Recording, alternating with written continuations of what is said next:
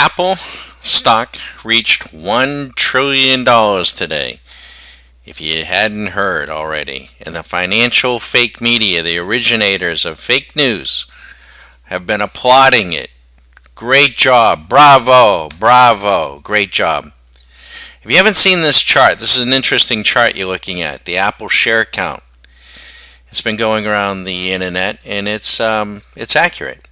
And what this gentleman is saying, Jesse, who's one of the good guys, says Apple is the first trillion-dollar company. The decline in share count, here's the share count, up here at about 6.5 billion shares outstanding. The decline in share count is responsible for 42% of the stock's gains from the end of 2013. This is a direct byproduct of cheap credit, which has encouraged these stock share buybacks. And that's also true. So you can see here how much the share count has gone down. Now ask yourself a question. How many people think that Cook, the CEO, and the 4,000 or 5,000 executives, maybe there's more at Apple, that have the opportunity to cash in stock options would still be around if Apple stock was 45% less than it is today? Now, for most of us, you may not know what a stock option is. A stock option is an option issued not usually to employees, but to the execs, that give them the opportunity to cash in so many thousand shares of the stock at a particular price. So the stock price, if the stock goes down in price by the expiration date of the option, it is described as being underwater and is worthless. And most of those executives will just bail out and go to the next ship, not interested in working for options that are underwater.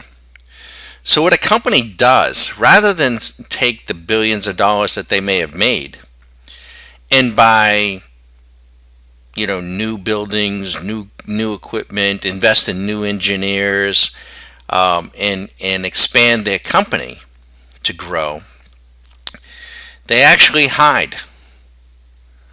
And rather than even take that money and pay their rank and file employees more money, no. They take the profits of the company, and they buy back the shares, reducing the shares outstanding. And just as Jesse aptly points out, it increases the price of the stock, enriching themselves. You might think of it almost as like a QE program for the private sector. The CEO gets rich, and the 4,000 or 5,000 executives get rich, and then one day there'll be a day of reckoning, like maybe IBM. Certainly GE, you'll find out that there's no growth, there was no plan for the future. The executives will have cashed out millions and millions and millions and beyond their way. And the daily worker at Apple will be out on his ass. And so won't the pension plan. Now I know that seems improbable today, but GE is the poster child for this sort of financial engineering, and all done under the watchful eye and supervision of the Federal Reserve, the SEC, and the politicians. It's a scam.